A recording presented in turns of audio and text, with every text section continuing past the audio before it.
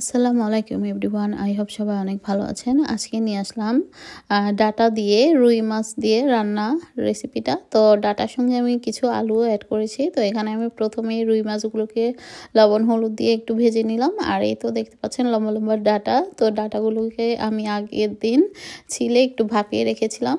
তো এখন আমি দুটো আলু এর সঙ্গে অ্যাড করে দিলাম, কারণ কাটার পরে দেখলাম যে ডাটাগুলো এত কমে গিয়েছে। তো খুব কম লাগার কারণে মনে হলো যে দুটো আলু দিয়ে দিই। আর ডাটার সঙ্গে আলু দিলে কিন্তু খুব মজা লাগে। আপনারা হয়তো কেউ কেউ খান, বা না খেলে এভাবে একবার হলো খেয়ে দেখবেন, খুবই সুস্বাদু।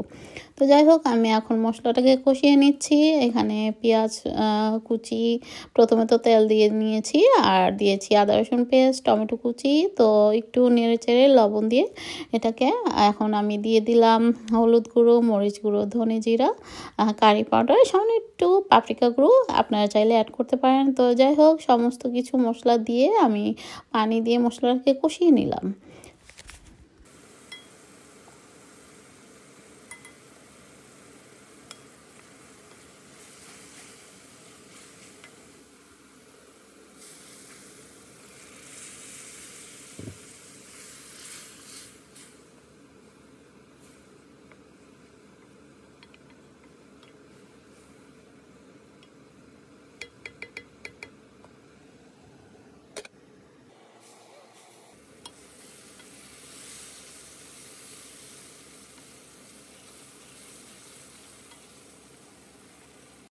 তো মশলাটা কষানো হয়ে গেছে। এ পর্যায়ে দিয়ে দিলাম কেটে রাখা আলু, এবং সঙ্গে দিয়ে দেব ভাপানো বা আগে থেকে সিদ্ধ করে রাখা ডাটাগুলো। তো আমি কী কারণে সিদ্ধ করে রেখেছিলাম সেটা তো হয়তো আপনাদেরকে আগেই বলেছি, কারণ অনেক সময় বাসায় ডাটা এনে রেখে দিলে দেখা যায় একদম ফুটা হয়ে যায়, ছিলা যায় না। তো ছিলতে অসুবিধা হয়, আর সেই কারণে বা অনেক সময় নষ্ট হয়ে যায়। তাই আসলে আগে থেকে আমি ছিলে ভাপিয়ে রেখেছিলাম যাতে নষ্ট না হয়। তো এই আর কি। তো সামান্য একটু পানি দিয়ে আমি সবজিটাকে আরও কিছুক্ষণ কষিয়ে নিচ্ছি। তো ফিরে আসছি কিছুক্ষণ পর।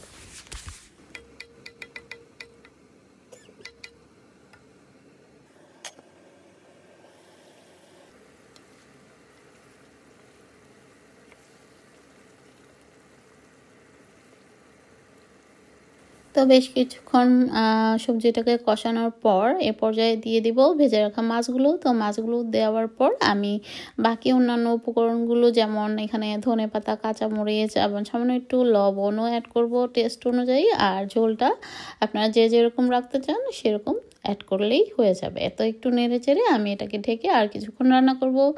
আমার সবজিটা কিন্তু মোটামুটি হয়েই আসছে। তো ঝোলটা আমি সেই অনুযায়ী দিয়েছি। তো দেখতে থাকুন, আই হোপ আমার রেসিপিটি আজকে ভালো লাগবে। আর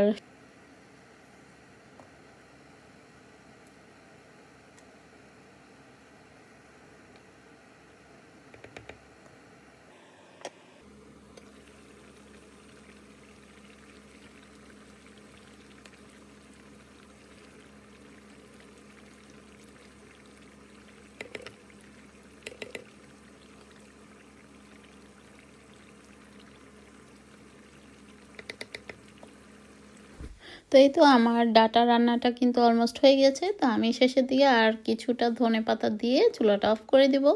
তো ডাটার তরকারির কালারটাও যেমন এসছে, খেতেও খুবই সুস্বাদু হয়েছে। তো আজ এ পর্যন্তই, সবাই ভালো থাকবেন, আমাদের জন্য দোয়া করবেন, আর আপনাদের জন্য রইল অনেক দোয়া। আল্লাহ হাফেজ। Thank you for watching.